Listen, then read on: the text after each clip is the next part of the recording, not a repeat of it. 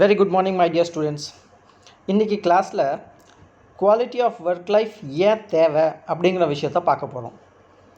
நேற்றுக்கு ஒரு ப்ரெசன்டேஷன் நான் போஸ்ட் பண்ணக்குள்ளே அதில் meaning of quality of work லைஃப்னால் என்ன அப்படின்னு போஸ்ட் பண்ணேன்.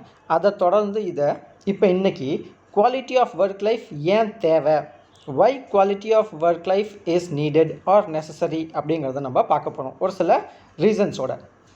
டு கண்டினியூ வித் திஸ், இந்த ஸ்லைடில் பார்த்தீங்கன்னாக்கா why do I need a work life balance. நான் ஒரு நிறுவனத்தில் பணியாற்றக்கூடிய ஊழியராக இருந்தால் எனக்கு ஏன் ஒர்க் லைஃப் பேலன்ஸ் தேவை அப்படிங்கிற ஃபஸ்ட் பாயிண்டில் எக்ஸ்பிளைன் பண்ணாங்க. இங்கே என்ன சொல்கிறாங்க அப்படின்னு பார்த்தீங்கன்னாக்கா, a lack of work life balance can take the toll in many ways. Work life balance ஒரு ஊழியருக்கு தேவையான அளவுக்கு இல்லை அப்படின்னா, இல்லை சுத்தமாக ஒர்க் லைஃப் பேலன்ஸ் இல்லை அப்படின்னா அதோட பாதிப்புகள், அதோட நெகட்டிவ் பாதிப்புகள் உருவாகும், அது வழிவகுத்து கொடுக்கும் அப்படிங்கிற சொல்கிறாங்க. என்ன பாதிப்பு உண்டாகும் அப்படின்னு சொல்கிறாங்கன்னு பார்த்தீங்கன்னாக்கா, ஃபிசிக்கலி உடல் ரீதியாக பாதிப்பு உண்டாக்கும், இமோஷன்ஸை உங்களோட டிஸ்டர்ப் பண்ணும், அண்ட் ஃபினான்ஷியலி பொருளாதார ரீதியாகவும் அது உங்களை டிஸ்டர்ப் பண்ணும் அப்படின்னு சொல்கிறாங்க. அப்போ ஒர்க் லைஃப் பேலன்ஸ் அப்படிங்கிறது ஒரு ஊழியருக்கும் அத்தியாவசியமான ஒரு தேவை இருக்க வேண்டும் அப்படின்னு சொல்கிறாங்க. Not only could it cause a breakdown in relationship, it could also impede your work performance. Interpersonal ரிலேஷன்ஷிப்பை மட்டும் இது ஸ்பாயில் பண்ணாது. For example work life balance இல்லைனாக்கா உங்களுக்கும் உங்கள் சக ஊழியருக்கும், உங்களுக்கும் உங்களோட சுப்பீரியருக்கும், உங்களுக்கும் உங்களோட சபார்டினேட்டுக்கும் இருக்கக்கூடிய ரிலேஷன்ஷிப் மட்டும் ஸ்பாயில் பண்ணாது. At the same time it will also impede your work performance. இம்பீட்னா டிஸ்டர்ப் பண்ணும், உங்களோட ஒர்க்கிங் பர்ஃபார்மன்ஸை குறைக்கும், உங்களோட ஒர்க்கிங் பர்ஃபார்மன்ஸை டிஸ்டர்ப் பண்ணும் அப்படின்னு சொல்கிறாங்க. Here are few resources to pay attention to your work life balance. இங்கே ஒரு சில குறிப்பிட்ட காரணங்கள்லாம் உங்களோட ஒர்க் லைஃப் பேலன்ஸை சம்மந்தப்பட்ட விஷயத்தை என்ன அப்படிங்கிற டீட்டெயிலாக எக்ஸ்பிளைன் பண்ணுறாங்க. To avoid burn out. ஒரு எம்ப்ளாயி அப்படின்னு பார்த்தீங்கன்னாக்கா, பர்ன் அவுட்னாக்கா எக்ஸஸாக வேலை செஞ்சு ரொம்ப ஸ்ட்ரெஸ் ஆகிடுச்சுன்னு வச்சுங்களேன், அதுக்கு மேலே வேலையை செய்ய முடியாது. என்னதான் அவசியமான வேலை, என்னதான் முக்கியமான வேலையாக இருந்தாலும் அவனால் செய்ய முடியாது. He is tired. ஸோ இந்த மாதிரி விஷயத்தை நீங்கள் அவாய்ட் பண்ணணும் அப்படின்னாக்கா ஒர்க் லைஃப் பேலன்ஸ் தேவை.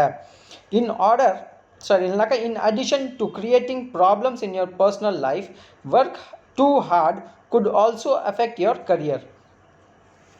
In addition to creating problems in your personal life, நீங்கள் ரொம்ப பர்ன் அவுட் ஆகிட்டீங்க அப்படின்னாக்கா அது உங்களோட பர்சனல் லைஃப்பில் மட்டும் ப்ராப்ளம்ஸ் க்ரியேட் பண்ணாது, டிஸ்டர்பன்ஸ் ஏற்படுத்தாது.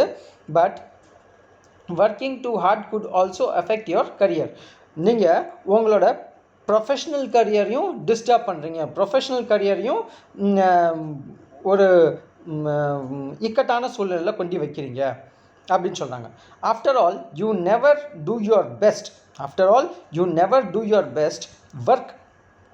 Work when you are exhausted. ஒரு இண்டிவிஜுவல் ரொம்ப எக்ஸாஸ்ட் ஆகிட்டார், நம்ம ரொம்ப டயர்ட் ஆகிட்டதுக்கு மேலே என்னால் ஒன்றும் முடியல அப்படிங்கிறப்ப அந்த இண்டிவிஜுவலால் பெஸ்ட்டாக பர்ஃபார்ம் பண்ண முடியாது.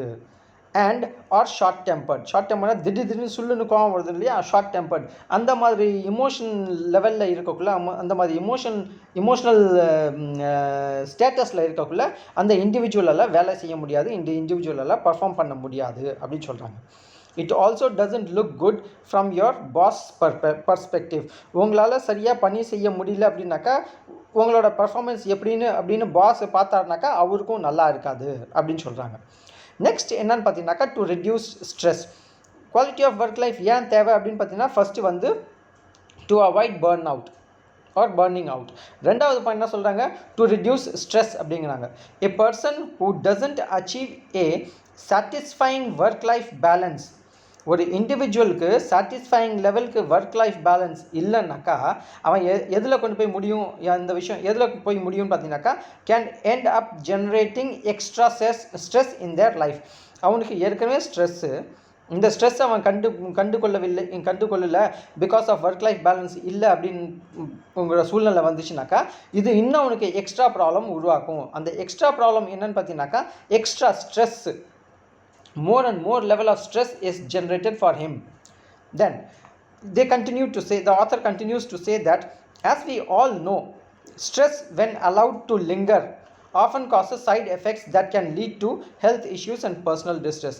ஏற்கனவே இதுக்கு முன்னாடி ஸ்ட்ரெஸ்ஸை பற்றி நான் பேசக்குள்ள ஸ்ட்ரெஸ்ஸை நீங்கள் கண்டுக்காமல் விட்டுட்டீங்க, அதை கவனிக்காமல் விட்டுட்டீங்க, அதை ட்ரீட் பண்ணாமல் விட்டுட்டீங்க, ஸ்ட்ரெஸ்ஸை வந்து குறைக்கிறதுக்கு முயற்சி எடுக்கவில்லை என்றால் எதுவாக இருந்தாலும் சரி, அது will affect your health issues and personal distress. அது உங்களோட ஹெல்த்தை வந்து பாதிக்கும், உடல் ரீதியாகவும் பாதிக்கும், ஃபிசியோலாஜிக்கலாகவும் பாதிக்கும்னு பார்த்தோம். உடல் ரீதியாகவும் பாதிக்கும் அண்ட் பர்சனல் டிஸ்ட்ரெஸ், பர்சனலாக நீங்கள் ரொம்ப டிஸ்ட்ரெஸ் ஆகிடுவீங்க. இந்த மாதிரி பாதிப்புக்கள்லாம் வரும் அப்படின்னு நமக்கு தெரியுது. அடுத்தது என்ன என்பதுனாக்கா டு ரிடியூஸ் ஸ்ட்ரெஸ். உங்களுக்கு ஸ்ட்ரெஸ் குறைக்கணும், ஸ்ட்ரெஸ் இருக்குது அதை குறைக்கணும் அப்படின்னாக்கா ஒர்க் லைஃப் பேலன்ஸ் கண்டிப்பாக தேவை. ஒர்க் லைஃப் பேலன்ஸ் எதுக்கு தேவை அப்படின்னு பார்த்தீங்கன்னாக்கா டு ரிடியூஸ் ஸ்ட்ரெஸ் அப்படின்னு கூட சொல்லிக்கலாம். A person who doesn't achieve a satisfying work life பார்த்தாச்சு. I'm sorry, this is repeated, இது ரிப்பீட் ஆகிருக்கு. நெக்ஸ்ட் என்ன பார்த்தீங்கன்னாக்கா to fulfil your personal and career goals. உங்களோட பர்சனலும் ப்ரொஃபஷ்னல் கோல்ஸ் என்ன, அதை அச்சீவ் பண்ணுறதுக்கு ஒர்க் லைஃப் பேலன்ஸ் கண்டிப்பாக தேவை. ஒர்க்குக்கும் லைஃபுக்கும் உள்ள பேலன்ஸ் தேவை அப்படின்னு சொல்கிறாங்க. whilst it might seem like the harder you work the more you'd succeed, this isn't always the case. ஒரு இண்டிவிஜுவல் நினைக்கலாம், நான் எவ்வளோதுக்கு எவ்வளோ ஹார்ட் ஒர்க் பண்ணணும் அவ்வளோதுக்கு அவ்வளவோ நான் சக்சீட் ஆகலாம் அப்படின்னு நினைக்கலாம். ஆனால் அப்படி மேக்ஸிமம் எல்லா நேரத்துலையும் அதுமாரி அமையாது. இது வந்து எல்லா நேரத்துலையும் உண்மை கூட கிடையாது. என்ன பார்த்தீங்கன்னாக்கா ஒரு நாள் ஃபுல்லாக படிப்பான், ஒரு ஆன்சர் தான் படிப்பான், 10 நிமிஷம் படிப்பான், 2 ஆன்சர் படிச்சுட்டு போயிடுவான். அதனால் timing of work, duration of work, எவ்வளோ நேரம் நான் பணி இடத்துல இருக்கேன், எவ்வளோ நேரம் நான் படிக்கிறேன் அப்படிங்கிறது டிட்டர்மின் பண்ணுறது கிடையாது எதையும். In fact not giving yourself a break could actually mean the quality of your work decreases. நீங்கள் வேலை செஞ்சுட்டு போக்குள்ள கண்டினியூஸாக வேலை செஞ்சுட்டீங்க, சாப்பிடாம பிரேக் எடுக்காமல் வேலை செஞ்சுட்டே இருக்கீங்கனாக்கா அது உங்களோட ப்ரொடக்டிவிட்டி, அவுட்புட்டு, குவாலிட்டி எல்லாத்தையும் கம்மியாகும். அட்லீஸ்ட் நீங்கள் தேவையான அளவுக்கு நடுவில் கொஞ்சம் பிரேக் எடுத்துக்கோங்க. பிரேக் எடுத்துட்டிங்கனாக்கா உங்களோட ஃபுல் பாடி மைண்ட் ரிலாக்ஸ் ஆகும். Then you are rejuvenated, then you can become fresh to work continuously.